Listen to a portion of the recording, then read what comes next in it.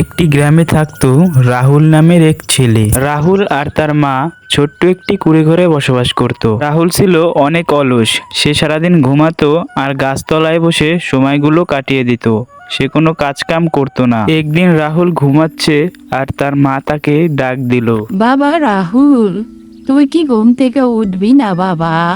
তাড়াতাড়ি ঘুম থেকে ওঠ, একটু কাজে যা, কাজ না করলে কিরকম হবে? রাহুল তার মার কথা না শুনে সে বাড়ি থেকে বেরিয়ে যেতে লাগলো এবং সে বাড়ি থেকে বেরিয়ে গেল। তারপর গ্রামের মানুষও রাহুলকে নিয়ে মজা করতো। হা হা হা, আরে ভাই, এই যে সেই রাহুল, সে সারাদিন কোনো কাজ করে না, সারাদিন ঘুরে বেড়ায়। হা হা হা। রাহুল এটা শুনে খুবই কষ্ট পেল। তারপরের দিন রাহুলের বাড়ি এক কৃষক আসলো।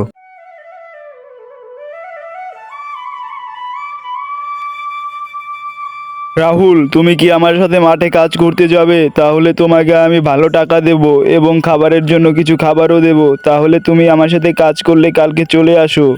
তারপর রাহুল মনে মনে একটু ভাবতে লাগলো। পরের দিন সকালে রাহুল সেই কৃষকের সাথে জমিতে কাজ করলো। আর রাহুলের কাজ দেখে কৃষক তো অবাকই হয়ে গেছিল যে অলস ছেলে কিভাবে এরকম কাজ করে।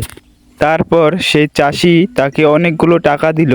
এই নাও রাহুল, তোমার পরিশ্রমের ফল। তুমি এতগুলো টাকা দিয়ে অনেক কিছু কিনতে পারবে। তারপর রাহুল তার কাছ থেকে টাকা নিয়ে তাকে অনেক ধন্যবাদ জানালো। আরে কাকা, আপনাকে অনেক ধন্যবাদ আমাকে এতগুলো টাকা দেওয়ার জন্য।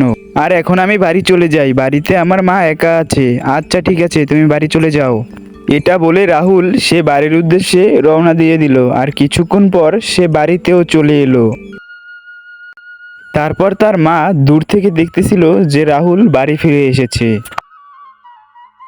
আরে রাহুল, তুই কোথায় গিয়েছিলি বাবা? তোকে তো আমি খুঁজে কোথাও পাচ্ছিলাম না। আরে মা, এই দেখো কতগুলো টাকা, আমি এই টাকাগুলো সব কাজ করে এনেছি।